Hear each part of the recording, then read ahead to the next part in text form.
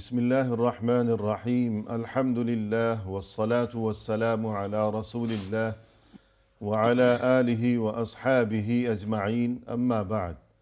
नाज़रीन किराम, अस्सलामु अलैकुम व रहमतुल्लाहि व बरकातुहू।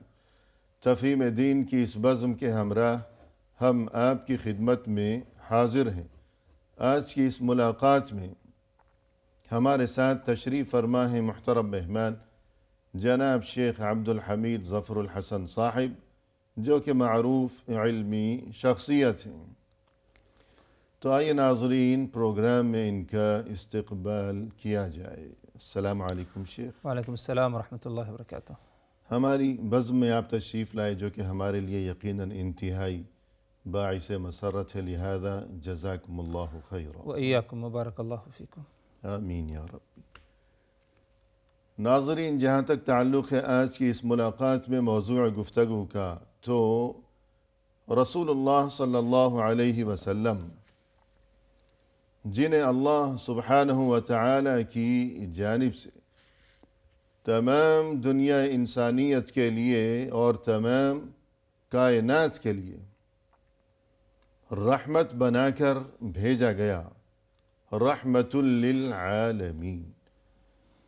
यही वजह है कि आप सल्लल्लाहु अलैहि वसल्लम ने हर वो बात दुनिया को बताई कि जो दुनिया इंसानियत के लिए किसी भी शक्ल में नाफ़ि व मुफीद साबित हो सकती हो, और हर उस चीज़ से आप सल्लल्लाहु अलैहि वसल्लम ने ख़बरदार फरमाया और मना फरमाया कि जो चीज़ इंसानियत के लिए किसी भी शक्ल में बाइस नुक़सान बन सकती हो। लिहाजा हम देखते हैं कि आप सल्लल्लाहु अलैहि वसल्लम की इन्हीं पाकीज़ा तरीन और इंतहाई कीमती तरीन तालीमात में से एक मारूफ़ हदीस है कि जिसमें आप सल्लल्लाहु अलैहि वसल्लम की जानिब से दुनिया इंसानियत को और बिलखुसूस अहले ईमान को तीन कीमती तरीन वसीयतें की गई हैं। तो आइए आज की इस मुलाकात में इन्हीं तीन कीमती तरीन वसीयतों के बारे में रहनुमाई हासिल की जाए मेहमान की ज़बानी। इरशाद फरमाइएगा मुहतरम, क्या है वो हदीस और क्या है वो तीन कीमती तरीन वसीयतें? जी, बिस्मिल्लाहिर्रहमानिर्रहीम, अल्हम्दुलिल्लाहि रब्बिल आलमीन, वस्सलातु वस्सलामु अला रसूलिहिल करीम, अम्मा बाद।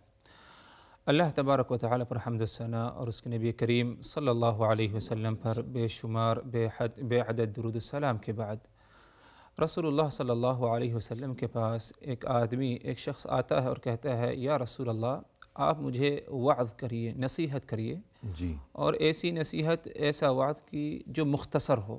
जी, तो आप सल्लल्लाहु अलैहि वसल्लम ने फरमाया, इज़ा कुम्त फ़ी सलातिक फ़सल्लि सलात मुवद्दिइन वला तकल्लम बिकलामिन तअतज़िरु मिन्हु गदन व अजमिअल यअस मिम्मा फ़ी यदि अन्नास। जी, तीन वसीयतें आप सल्लल्लाहु अलैहि वसल्लम ने की। पहली वसीयत ये थी कि तुम नमाज ऐसी पढ़ो जैसे कि तुम रुखसत होने वाले हो। जी, दूसरी वसीयत ये थी आप सल्लम की कि ऐसी बात तुम ना करो कि तुम्हें बात करने के बाद कुछ अफसोस करना हो या माजरत करना हो। सही।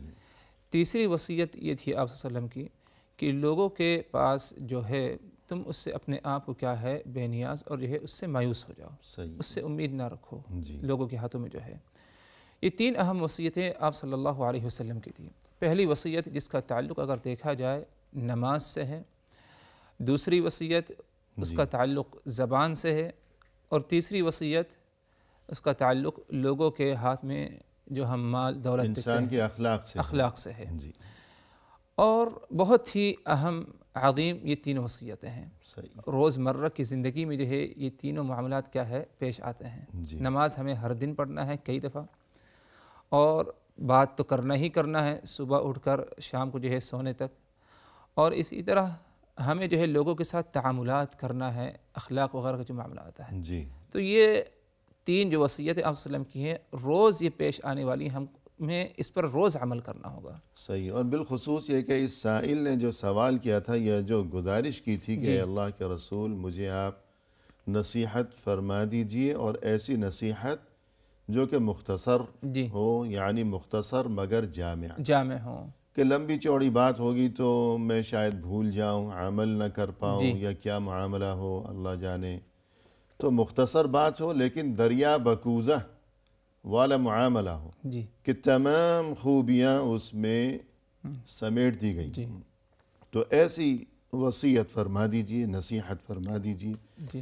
تب آپ صلی اللہ علیہ وسلم کو اللہ کی طرف سے جن خصوصیات سے نوازا گیا تھا تو انہی میں ایک خصوصیت یہ بھی تھی کہ جوامع الکلم، یعنی بہت قیمتی بات یا لمبی چوڑی باتیں، مفصل نصیحتیں آپ صلی اللہ علیہ وسلم ایک کلمے میں اسے گویا کہ سمو دیا، مختصر الفاظوں میں۔ جی ہاں، تو اس کی ایک مثال یہ بھی ہے۔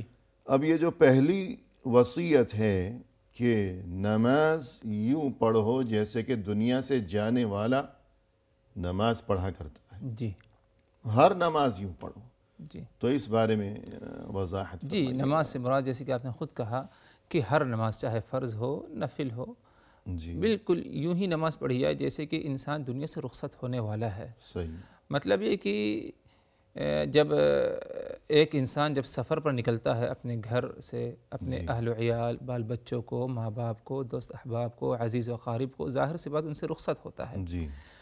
ایک تو ہوتا ہے سفر جو مختصر جائے انسان، صحیح، کچھ ہی دور جا کر کے جلد ہی واپس آنا، 1-2 دن میں۔ ایک ہوتا ہے طویل سفر، ہو سکتا ہے 1-2 سال لگ جائے، خاص طور پر جو پردیس جاتے ہیں اور جو ہے نوکری یا رزق وغیرہ کی تلاشی میں، تو دونوں سفر میں جو رخصت ہوتا ہے انسان، کیفیت مختلف ہوتی ہیں۔ صحیح، خاص طور پر جو طویل عرصے پر نکلتا ہے تو اس موقع پر ماحول گھر کا اور جو کچھ پیش معاملات بالکل مختلف ہوتا ہے، اور بہت کچھ انسان جو ہے اپنے گھر والوں کو نصیحت بول کر جاتا ہے، اور اہم باتیں، اہم کام ان کے سپرد کر کے جو ہے رخصت ہوتا ہے۔ ایک وہ اداسی کا ماحول رہتا ہے، اور بہت ہی اہتمام کرتا ہے انسان جو ہے احتیاط۔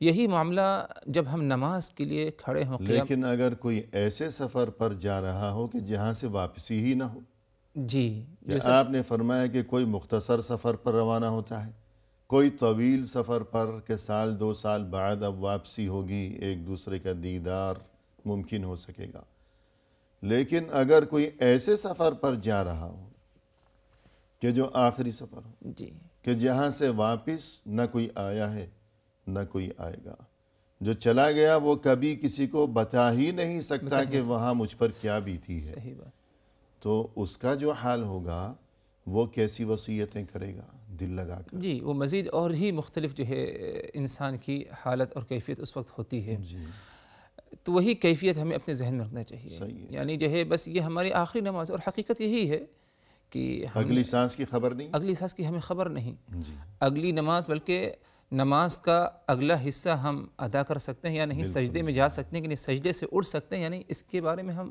کوئی گارنٹی ضمانت نہیں دے سکتے۔ تو بالکل یہی کیفیت ہم نماز کے لیے جب قیام کے حالت میں کھڑے ہوں، تکبیر تحریمہ سے لے کر سلام پھیرنے تک ہماری پوری یہی کیفیت ہونا چاہیے کہ اب یہ ہماری آخری نماز، یہ آخری قیام، آخری سجدہ، آخری رکوع ہے، اگلا نصیب ہو نہ ہو۔ جب یہ کیفیت ہوگی تو انسان کی نماز میں خشوع، خضوع اور نماز کے جو مقاصد ہیں، انسان ان کو جو ہے پوری طور پر، مکمل طور پر کیا ہے حاصل کرنے کی، اپنانے کی کوشش کرے گا، کہ جتنا بھی خشوع و خضوع ممکن ہو سکے گا اسے وہ اس وقت یکجا کر دے گا، جمع کر دے گا، کہ شاید یہ آخری نماز، جیسے اگر کسی کو باقاعدہ خبر دے دی گئی ہو کہ اب تمہیں مثلا اللہ نہ کرے یہ سزائے موت دی جانے والی ہے، مثلا خدا نہ خواستہ، تو جو اس وقت اگر وہ کہے کہ ٹھیک ہے مجھے مہلت دے دی جائے کہ میں 2 رکعت نماز پڑھ لوں، تو اس کی جو کیفیت ہوگی، تو انسان کو یہ سوچنا چاہیے کہ کسی کو بھی اس بات کی کوئی ضمانت نہیں ہے کہ آئندہ نماز تک ہم جی سکیں گے یا نہیں جی سکیں گے۔ تو یہ پہلی وصیت ہو گئی کہ نماز اس قدر خشوع و خضوع کے ساتھ، اور قرآن کریم میں ہم دیکھتے ہیں کہ جہاں نماز کا تذکرہ کیا گیا ہے تو وہاں یہ نہیں فرمائے کہ نماز پڑھو، جی یا جہاں اہل ایمان کا تذکرہ کیا گیا ہے کہ وہ کامیابی سے ہمکنار ہو گئے، جی تو یہ نہیں فرمائے کہ وہ نماز پڑھا کرتے، بلکہ خشوع کا لفظ ہمیں نظر شغلہ آتا ہے۔ سے قد افلح المؤمنون الذین هم فی فی صلاتہم صلاتہم خاشعون خاشعون، خاشعون۔ اور یہ کہ وَأَقِیمُوا الصَّلَاةَ۔ جی، اور اسی طرح یعنی بالخصوص جو ہمارا اس پر ایمان تو ہے، یقین ہے کہ ان الصلاۃ تنہی عن الفحشاء والمنکر، جی نماز منکر اور فحش برائیوں سے جو ہے روکتی ہے۔ بس اوقات لوگ پریشان ہوتے ہیں، ہم نماز پڑھتے ہیں لیکن اس کے باوجود ہم برائیوں سے اپنے آپ کو نہیں بچا پاتے، برائی میں مبتلا ہے۔ تو ادھر ہمیں نماز میں کوئی کمی نہیں ہے، بلکہ ہمیں اپنی نماز کا محاسبہ کرنا ہے۔ کیا ہم نے نماز کو خشوع خضوع، یعنی نماز اپنی جگہ اس کی اہمیت ہے، اگر کوئی قصور ہے تو وہ ہم میں ہے۔ ہم میں ہے، جی تو اس کی اصلاح یہی ہوگی کہ نماز خشوع خضوع اسی وقت مکمل طور پر آ سکے گا جب ہماری یہی کیفیت ہو، جیسے کہ اللہ کے رسول نے فرمایا صلی صلاۃ مودع، تم جیسے کہ دنیا سے رخصت ہونے والے ہو۔ اب اس وقت کیا کیفیت انسان کی ہوتی ہے عام حالات میں، وہی جو ہے کیفیت اپنے ذہن میں رکھے نماز میں، یقیناً جو ہے خشوع خضوع اور جو ہے نماز کے مقاصد کو جو ہے حاصل کر سکے گا۔ تو ہر نماز یوں پڑھو جیسے وہ شخص نماز پڑھا کرتا ہے کہ جو دنیا کو الوداع کہہ رہا ہو، جی کہ آخری نماز ہے۔ جی تو خود رسول اللہ صلی اللہ علیہ وسلم جب دنیا کو الوداع کہہ رہے تھے، جی رخصت ہو رہے جی تھے، اور اپنے رب کی طرف واپسی کے سفر کا آغاز ہو چکا تھا، آپ صلی اللہ علیہ وسلم کی جب آخری سانسیں چل رہی تھیں، جی اس وقت آپ صلی اللہ علیہ وسلم نے دنیا کو، امت کو، ہمیں ہمیشہ کے لیے کیا وصیت فرمائی؟ آپ صلی اللہ علیہ وسلم نے کہا الصلاۃ وما ملکت ایمانکم، جی نماز نماز اور وہ جو تمہارے ماتحت ہیں، صحیح، یعنی غلام، لونڈی، یعنی عورتیں وغیرہ بھی، بیویاں بھی اس میں داخل ہیں، جی کہ ان کا خاص لحاظ رکھنا، نماز کا لحاظ رکھنا، نماز پہلے ادا کرنا، فرمائے الصلاۃ، اور تاکید کیا آپ نے، صلاح کہہ کے تاکید کیا۔ جی گویا کہ جو ہے نماز کی ایک اہمیت ہے۔ آپ صلی اللہ علیہ وسلم دنیا سے رخصت ہوتے ہی بھی جو ہے، یعنی دنیا سے رخصت ہو رہے ہیں، وفات پا رہے ہیں، ہمیشہ کے لیے دنیا سے جانا ہے آپ کو، اس موقع پر جو آپ نے عظیم جو نصیحتیں کی، ان میں سے ایک اہم نصیحت یہ تھی، وصیت، جی الصلاۃ، جی نماز پڑھو، نماز پڑھو، نماز کی ادائیگی ضروری ہے۔ جی سبحان اللہ۔ تو یعنی ادھر جب انسان کی وفات کا وقت ہو، اسے یقین ہو چکا ہو کہ اب زیادہ کچھ بولنے کا وقت نہیں ہے، جی تب وہ زیادہ گفتگو نہیں کیا کرتا، صرف وہی گنے چنے کلمات وہ کہا کرتا ہے کہ جو گویا کہ اس کی نظر میں زندگی کا ماحصل ہو اور نچوڑ ہو، جی وہ بات کہ جس کی اس کے نزدیک بہت زیادہ اہمیت ہو، صرف وہی بات کہا کرتا ہے۔ تو اس وقت رسول اللہ صلی اللہ علیہ وسلم نے جاتے جاتے کہ جب سانسیں اکھڑ رہی تھیں، فرمائے کہ الصلاۃ، نماز کی پابندی کرتے رہنا، نماز کی پابندی کرتے رہنا۔ ہمارے دلوں میں اگر رسول اللہ صلی اللہ علیہ وسلم کے لیے عقیدت و محبت کے جذبات ہوں اور احترام ہو، تو ہمیں آپ صلی اللہ علیہ وسلم کی اس آخری وصیت کا بھی احترام و اہتمام کرنا چاہیے۔ صحیح۔ تو یہ پہلی وصیت ہو گئی ان 3 وصیتوں میں سے کہ جن کا تذکرہ اس عظیم حدیث میں کیا گیا ہے۔ جی تو فی الحال وقفہ لیں گے ہم۔ جی ناظرین، فی الحال لیتے ہیں مختصر سا وقفہ، ہمارے ساتھ ہی رہیے گا۔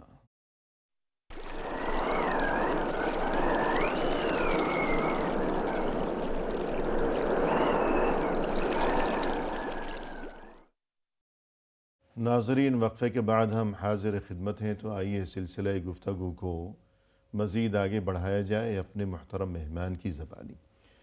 شیخ، وقفے سے قبل آپ نے یہ گفتگو فرمائی کہ رسول اللہ صلی اللہ علیہ وسلم کی یہ عظیم ترین حدیث مبارک کہ جس میں آپ صلی اللہ علیہ وسلم نے ہمیشہ کے لیے دنیا انسانیت کو، بالخصوص اہل ایمان کو، 3 اہم ترین وصیتیں یا نصیحتیں فرمائیں۔ پہلی وصیت کا تذکرہ کیا جا چکا، صلی صلاۃ مودع، یعنی اے انسان، ہر نماز تم یوں ادا کیا کرو کہ جس طرح وہ شخص نماز ادا کیا کرتا ہے کہ جو دنیا سے رخصت ہو رہا ہو، کہ جسے معلوم ہو کہ یہ میری آخری نماز ہے، اللہ کے سامنے پیشانی زمین پر رکھنے اور سر بسجود ہونے کا یہ آخری موقع ہے، اس کے بعد موقع نہیں ملے گا۔ اور اس کے بعد دوسری وصیت جو فرمائی گئی اس حدیث میں کہ وَلَا تَكَلَّمْ بِكَلَامٍ تَعْتَذِرُ مِنْهُ غَدًا، جی اس بارے میں ارشاد فرمائیے گا۔ یہ دوسری وصیت آپ صلی اللہ علیہ وسلم کی زبان سے تعلق رکھتی ہے۔ آپ نے فرمایا لا تکلم بکلمۃ تعتذر منہ غدا، تم ایسی بات نہ کہو، ایسی گفتگو نہ کرو کہ تمہیں افسوس کرنا ہو یا معذرت کرنا ہو۔ صحیح، گویا کہ آپ صلی اللہ علیہ وسلم ادھر ہمیں اس بات کی طرف دعوت دے رہے ہیں کہ ہم جب بھی کوئی گفتگو کرنا چاہیں تو اپنے نفس سے مجاہدہ کریں، کوشش کریں کہ صرف ایسی ہی بات نکلی جو درست اور صحیح ہو، جی جسے کہا جاتا ہے کہ تول تول کے جو ہے ہم کیا ہے کلمات یا جملوں کو کیا ہے ادا کریں۔ جی، پہلے سوچو پھر تولو پھر بولو۔ جی، یہ معاملہ ہمارا ہونا چاہیے۔ صحیح ہے، یہ نہیں کہ جو کچھ ہمارے زبان پر آئے ہم اسے کیا ہے لوگوں کے سامنے ادا کر دیں، جی بلکہ خوب سوچ سمجھ کے ہمیں کیا ہے گفتگو اور بات چیت اپنی زبان پر لانا چاہیے۔ صحیح ہے، یعنی خاص طور پر اس حدیث میں اس طرف بھی متوجہ کیا گیا ہے کہ انسان کی یہ جو عزت ہے یہ اللہ کی طرف سے انسان کے پاس بہت بڑی نعمت ہے، بلکہ امانت ہے، جی اور امانت کی حفاظت ضروری ہے۔ تو انسان ایسی بات نہ کرے کہ کل اسے شرمندگی محسوس ہو اور جا کر اسے معذرت کرنی پڑ جائے، تو یوں اپنی عزت کو خود اپنے ہاتھوں خراب کرنا، جی تو یہ چیز گویا کہ بہت ہی قبیح ترین معاملہ ہے۔ جی اور ایک بار جب عزت متاثر ہو گئی، مجروح ہو گئی، تو اگرچہ سبھی لوگ یوں کہیں کہ ٹھیک ہے بھئی کوئی بات نہیں، ہم نے آپ کو معاف کیا، کوئی بات نہیں، ہو جاتا ہے، لیکن وہ پہلے والا معاملہ نہیں ہو سکے گا۔ صحیح، جیسا کہ مثال مشہور ہے کہ پہاڑ سے گرنے کے بعد آدمی دوبارہ اٹھ سکتا ہے، لیکن نظروں سے گرنے کے بعد پھر دوبارہ نہیں اٹھ سکتا۔ یا ایہا الذین آمنوا اتقوا اللہ وقولوا قولا سدیدا، تو اس بارے میں بھی جی کچھ اللہ ارشاد تبارک و فرمائیے۔ تعالیٰ کا فرمان یا ایھا الذین آمنوا اتقوا اللہ وقولوا قولا سدیدا، اے ایمان والو اللہ سے ڈرو، تقوی پرہیزگاری اختیار کرو، وقولوا قولا سدیدا، اور تم کہو تو قولا سدیدا درست بات کہو۔ جی ادھر اللہ تبارک و تعالیٰ کا حکم ہے، تقوی پرہیزگاری کے بعد ہمیں حکم دیا گیا کہ ہم اگر کچھ کہیں بات کریں تو قولاً سدیدہ ہونا چاہیے، درست باتیں ہونی چاہیے۔ درست بات میں جو ہے ہر ایسی بات کہ جس میں اللہ اس کے رسول کی کیا ہے رضامندی ہو، صحیح، کوئی اللہ تبارک و تعالیٰ کی طرف سے وہ بات کہنے میں رکاوٹ آپ کے پر پابندی ممانعت نہ ہو، جی تو درست بات ہونی، مزید یہ کہ جس میں کوئی فتنہ و فساد کا فتنہ امکان فساد نہ نہ ہو۔ ہو، انسان کے لیے خود اپنے لیے بھی خیر و خوبی ہو، دوسروں کے لیے بھی خیر و خوبی ہو، تمام انسانی معاشرے کے لیے خیر و خوبی ہو، تو اس قسم کی بات کہنی چاہیے انسان کو ہمیشہ۔ اور جیسا کہ فرمایا کہ وَقُلْ لِعِبَادِي يَقُولُ الَّتِي هِيَ أَحْسَنُ جی إِنَّ الشَّيْطَانَ يَنزَغُ بَيْنَهُمْ إِنَّ الشَّيْطَانَ كَانَ لِلْإِنسَانِ عَدُوًّا مُبِينًا، تو اس بارے میں بھی ارشاد فرمائیے گا، کتنی اہم ترین جی بات۔ اللہ تبارک و تعالیٰ نے اپنے نبی پاک صلی اللہ علیہ وسلم کو حکم دیا وَقُلْ لِعِبَادِي يَقُولُ الَّتِي هِيَ أَحْسَنُ، آپ میرے بندوں کو کہہ دیجئے کہ کہیں تو اچھی باتیں کہیں، ان الشیطان ینزغ بینہم ان الشیطان کان للانسان عدوا مبینا، یقیناً شیطان ان کے آپس میں کیا ہے اختلاف ڈال دیتا ہے اور جو ہے نفرت پیدا کر دیتا ہے، صحیح، دلوں میں رنجشیں ڈال دیتا ہے، اور شیطان ایک کھلا دشمن انسان کا ہے۔ جی یعنی گویا کہ اس طرف اشارہ ہے کہ گفتگو، بات چیت اور جو انسان باتیں بولتا ہے بس اوقات ایسی باتیں ہوتی ہیں کہ شیطان انہی باتوں کے ذریعے آپس میں کیا ہے اختلاف ڈال دیتا ہے، پھوٹ ڈال دیتا ہے، ایک دوسرے کی نفرت پیدا کر دیتا ہے۔ تو اچھی بات اگر ہوگی تو کبھی شیطان کیا ہے اپنی حرکتوں میں کیا ہے کامیاب نہیں ہوگا۔ جی اچھی بات میں ہمیشہ خیر اور بھلائی انسان کے لیے ہے، صحیح ہے، اور یعنی جب بھی کوئی بات ہو تو انسان سوچ سمجھ کے وہ بات کہے، کیونکہ جب تک انسان نے کوئی بات کہی نہیں تو انسان اس بات کا مالک ہے، اس پر کنٹرول اس کا ہو سکتا ہے، وہ بات انسان کے قبضے میں ہے۔ جی لیکن جہاں انسان اس کو اپنی زبان سے ادا کر دے تو اب وہ آزاد ہو گئی، اب انسان اس کے اس بات کے قبضے میں ہے، یا جس کسی کے سامنے انسان نے وہ بات کہی ہے، انسان اب اس کے قبضے میں چلے گیا ہے۔ تو یہ کوئی عقل مندی کی بات تو نہیں ہے کہ انسان خود اپنے آپ کو، کہ اللہ نے ہمیں آزاد پیدا کیا تھا، ہمیں کسی سے کوئی خوف نہیں تھا، تو ہم خود اپنے ہی ہاتھوں خود کو کسی دوسرے کے ہاتھ میں غلام بنا دیں، پھر ہر وقت یہی دھڑکا، یہی وسوسے، یہی پریشانی کہ میں نے دوستی میں اسے وہ بات تو بتا دی ہے، اب نہ جانے کیا ہوگا، وہ کب کس کے سامنے وہ بات کہہ دے، پھر ہمارا کیا بنے گا، اور یہ کہ کتنی مصیبتیں کھڑی ہو جائیں گی۔ تو یہ کوئی عقل مندی تو نہیں ہے۔ اور دنیا میں جتنی مصیبتیں آتی ہیں اکثر و بیشتر ابتدا جو ہے وہ زبان سے ہی ہوا کرتی ہے۔ اسی لیے کہتے ہیں کہ من سکت سلیم ومن سلیم نجا، کہ جو خاموش رہا وہی سلامت رہا۔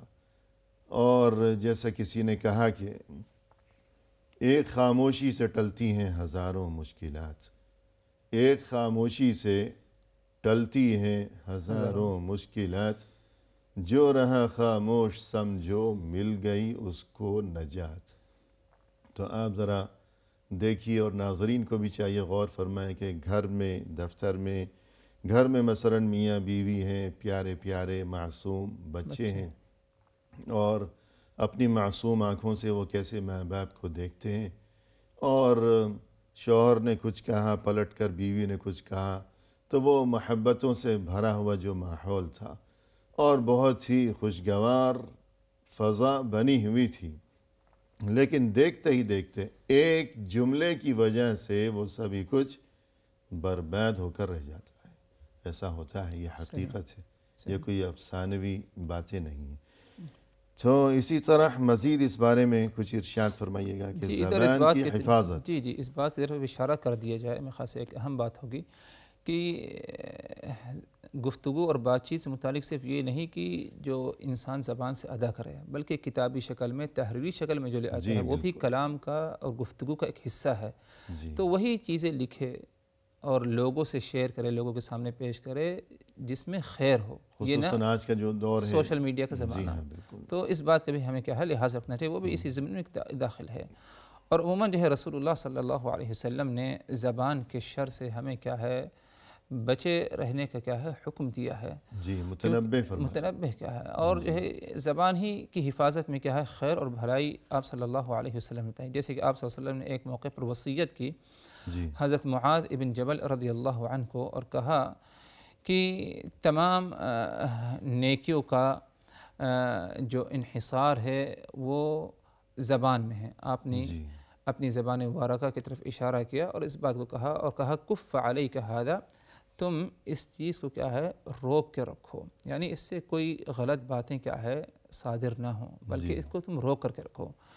تو حضرت معاذ کو بڑا ہی تعجب ہوا اور کہنے لگے یا رسول اللہ انا لمؤاخذون بما نتکلم بہ، اے اللہ کے رسول کہ کیا ہم جو کچھ گفتگو کرتے ہیں، بات چیت ہے، اس پر ہمارا مؤاخذہ ہوگا، حساب لیا جائے گا قیامت والے دن؟ آپ صلی اللہ علیہ وسلم فرمایا ثقیلتک امک یا معاذ، اے معاذ تمہاری ماں تمہیں گم پائے، یعنی کوئی گالی نہیں بلکہ ایک محاورہ عربی میں، پیار میں اس وقت اس زمانے میں رواج تھا۔ آگے فرمایا هل يكب الناس في النار على وجوههم او على مناخرهم الا حصائد السنتهم، کیا تمہیں یہ نہیں معلوم کہ اسی زبان کی کاٹی ہوئی کھیتی جو فصل ہے، اسی کی بنیاد پر، اسی کی بنا پر لوگوں کو ان کے چہرے کے بل جہنم کی آگ تک کیا ہے پہنچا دیا جائے گا۔ تو زبان سے جو بات ہے، گفتگو ہے، کچھ باتیں اور کچھ گفتگو انسان بس اوقات ایسے کر بیٹھتا ہے کہ جس کی بنا پر انسان کیا ہے جہنم کی آگ کا کیا ہے مستحق ہو جاتا ہے۔ تو زبان کوئی ایک عام چیز نہیں، اگرچہ ہمیں ایک عام چیز لگے، لیکن اس سے جو باتیں گفتگو ہوتی ہیں، ایک ایک کلمے ہر بات پر ہمیں کیا ہے حساب کتاب، اور اس پر کیا ہے قیامت والے دن مؤاخذہ ہوگا۔ یعنی ہنستے بستے گھر اجڑ جاتے ہیں صرف زبان کی وجہ سے، حالانکہ دل میں کوئی بری نیت نہیں ہے اجاڑنے کی، اپنے آپ کو، اپنے گھر کو اجاڑنا کسے اچھا لگتا ہے؟ لیکن بس بے خیالی میں زبان سے ایسی بات نکل گئی کہ بس پھر جیسے کہتے ہیں کہ ایک بار جو تیر نکل گیا کمان سے تو پھر وہ واپس تو نہیں آ سکتا۔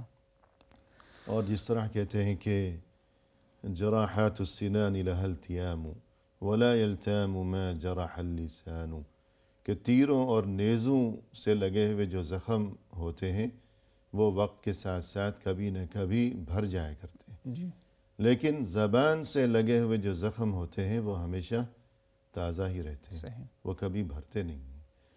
تو یوں جو ہے یہ زبان کا معاملہ بہت ہی نازک ترین معاملہ ہے۔ اور جیسا کہ ایک بار کسی نے عرض کیا کہ اللہ کے رسول صلی اللہ علیہ وسلم آپ مجھے نصیحت فرمائیے، تو آپ صلی اللہ علیہ وسلم نے اسے 3 نصیحتیں فرمائی تھیں، جی، تو ان میں سے بھی سب سے پہلی بات یہ تھی کہ امسک علیک لسانک، امسک علیک، اپنی زبان کو سنبھال کر، سنبھال کے رکھو، وَلْيَسَعْكَ بَيْتُكَ، اور تمہیں تمہارا گھر کافی ہو جائے، یعنی بلا ضرورت گھر سے باہر ادھر ادھر گھومتے پھرتے رہنا گویا کہ یہ پسندیدہ چیز نہیں ہے۔ اور اس کے دوسرے معنی اہل علم نے یہ بھی بیان کیے ہیں کہ اپنا گھر جو اللہ کی طرف سے اسے نصیب ہے وہ اچھا ہے، شاندار ہے یا معمولی ہے، چھوٹا ہے یا بڑا ہے، انسان اس پر راضی رہے، دوسروں کے گھروں کی جانب نگاہ اٹھا کر نہ دیکھے کہ اس کا گھر کیسا اور میرا گھر ایسا۔ اور تیسری نصیحت یہ فرمائی کہ وَابْكِ عَلَىٰ خَطِيئَتِكَ، اپنے گناہ پر رویا کرو۔ تو یہ قیمتی ترین نصیحتیں اس حدیث میں بھی، تو ان میں سب سے پہلی نصیحت امسک علیک لسانک، کہ اپنی زبان کو سنبھال کر رکھو۔ تو یہ بات بہت زیادہ جو ہے قابل توجہ ہے۔ بعد میں لوگ روتے ہیں اور فتوے پوچھتے پھرتے ہیں یہاں سے وہاں سے کہ بھئی زبان سے بات نکل گئی، اس کے بعد یہ کہ طلاق ہوئی یا نہیں ہوئی یا کیا معاملہ ہوگا، اور میرا تو ایسا ارادہ نہیں تھا، میرے بچوں کا کیا بنے گا، میرا گھر اجڑ جائے گا۔ تو انسان کو چاہیے کہ پہلے ہی ذرا اپنی زبان کو سنبھال کر رکھے۔ تو اسی بارے میں من کان یؤمن باللہ والیوم الآخر فلیقل خیرا او لیصمت، جی، بہت قیمتی ترین بات ارشاد فرمائیے۔ یہ آپ صلی اللہ علیہ وسلم کا فرمان، من کان یؤمن باللہ والیوم الآخر فلیقل خیرا او لیصمت، جو شخص اللہ پر، یوم آخرت پر ایمان رکھتا ہے تو اسے چاہیے فلیقل خیرا، تو خیر اور بھلائی کی باتیں کہے، او لیصمت، ورنہ وہ خاموشی اختیار کرے۔ جی سبحان اللہ۔ یعنی صرف خیر اور بھلائی کی باتیں اس کی زبان سے نکلیں۔ رہی بات دوسری قسم کی جو ورنہ بات، یہ کہ پھر خاموشی اختیار کرے، اسی میں اس کے لیے کیا ہے، خیر ہے اور اس کی کامیابی ہے، اس کے لیے بھی دوسروں کے لیے۔ دوسروں کے لیے بھی۔ بعض اوقات انسان کوئی بری بات کہتا ہے، خود کو تو وہ برباد کرتا ہی ہے، اور اپنے بے گناہ بچوں کو، اہل و عیال کو، سب کو برباد کرتا ہے۔ لا حول ولا قوت الا باللہ۔ محترم ناظرین، فی الحال لیتے ہیں مختصر سا وقفہ، ہمارے ساتھ ہی رہیے گا۔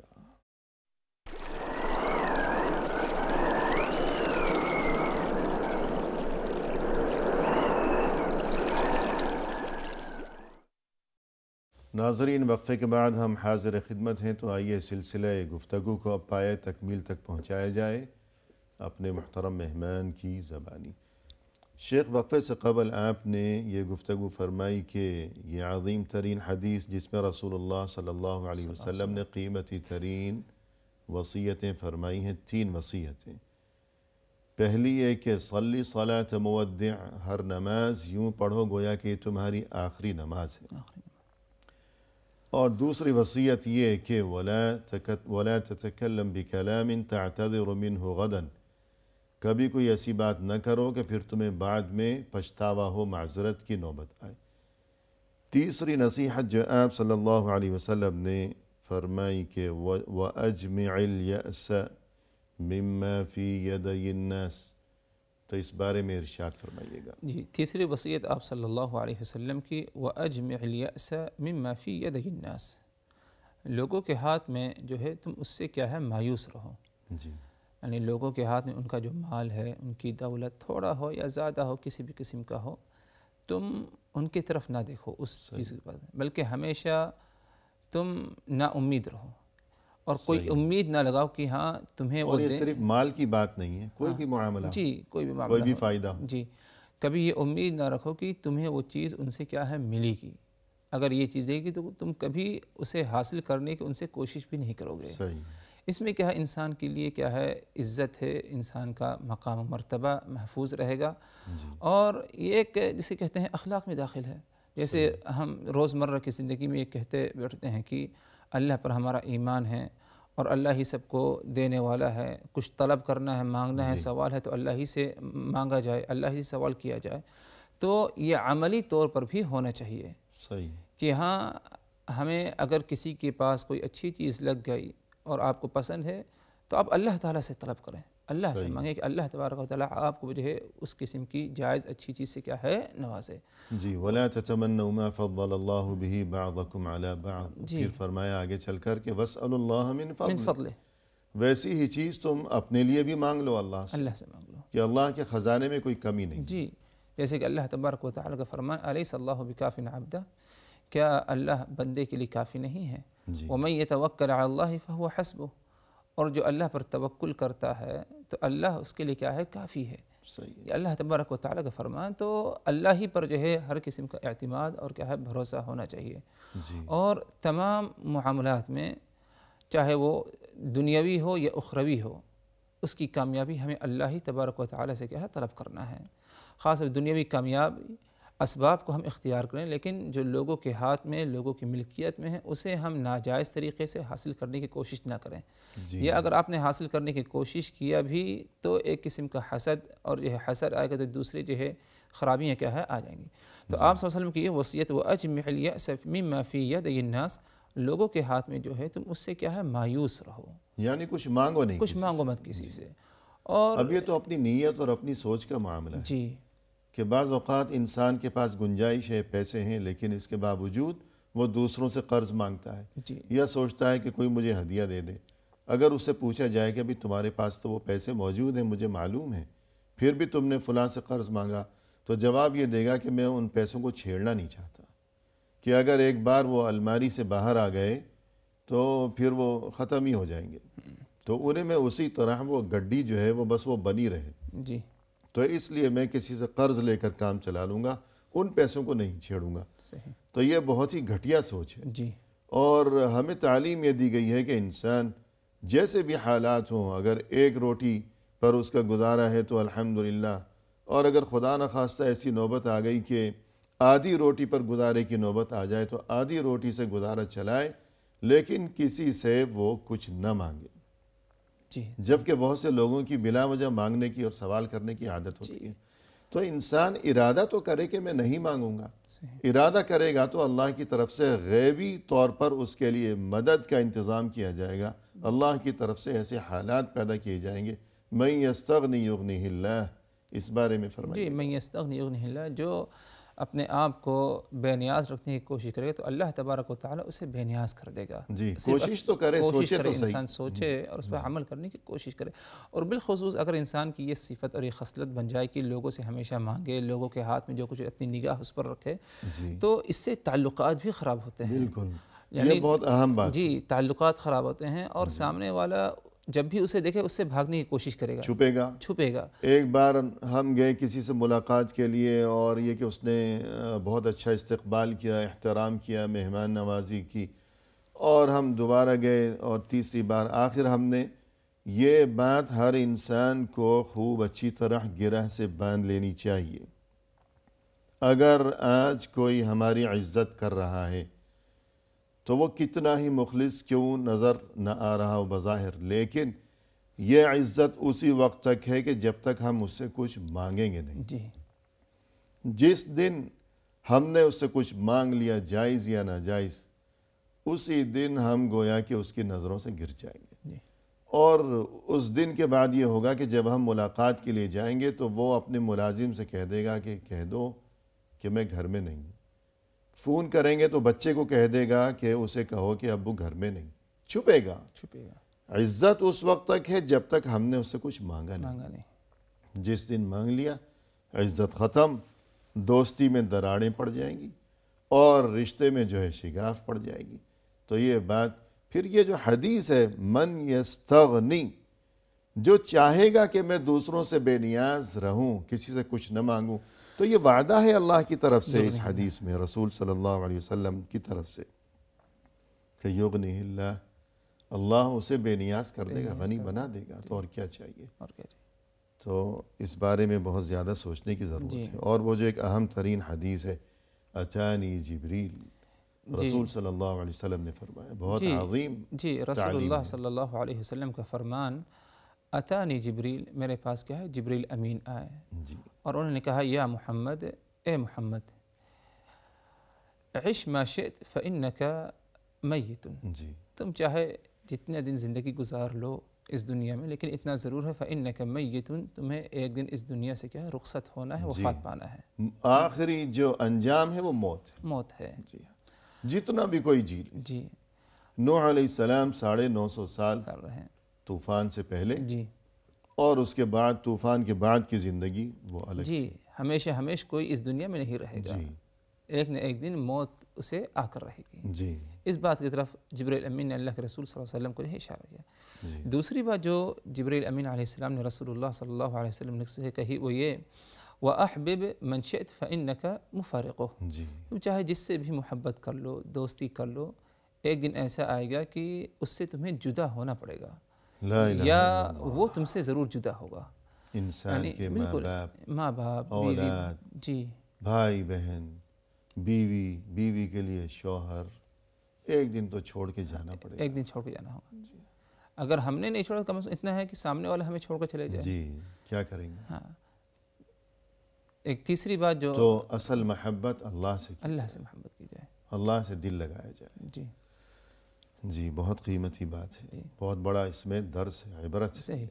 اور اس کے بعد تیسری بات جو جبریل امین نے رسول اللہ صلی اللہ علیہ وسلم سے کہی وہ یہ، وَاعْمَلْ مَا شِئْتَ فَإِنَّكَ مَجْزِيٌ بِهِ، جی، تم جو چاہو عمل کرو، اتنا ضرور ہے کہ تمہیں اس کا بدلہ ملے گا۔ جی، اچھا عمل ہے تو اچھا بدلہ ہے، اور اگر خود نخواستہ انسان نے برا عمل کیا تو وہ بھی ایسے ہی نہیں رہے گا، بلکہ اس کا بھی اسے کیا ہے؟ بدلہ ملے گا۔ جی، جو چاہو کام کرو اس دنیا میں، جی جو چاہو، لیکن اس بات کو نہ بھولنا کہ اس کا بدلہ ملے گا، بھگتنا ہوگا۔ بھگتنا ہوگا۔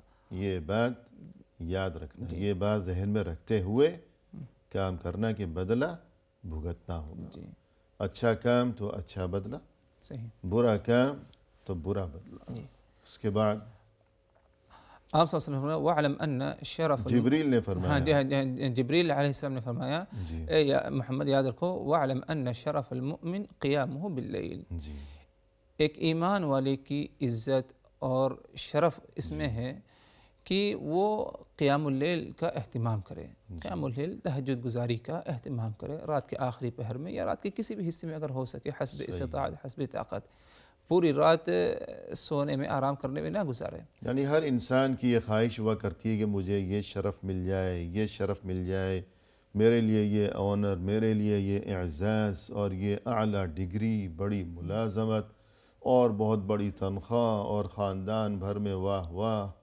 تو یہ تمام سلسلے ہر انسان کے دماغ میں اس قسم کی باتیں، ایسی سوچ، لیکن اللہ کے حکم سے جبریل امین علیہ السلام نے اپنے رسول صلی اللہ علیہ وسلم کو، پھر ان کی طرف سے تمام دنیا انسانیت کو یہ جو سبق سکھایا گیا کہ اگر اعزاز اور شرف اور عزت کی تمنا ہے تو اس کا طریقہ جو تم سمجھے بیٹھے ہو وہ نہیں ہے۔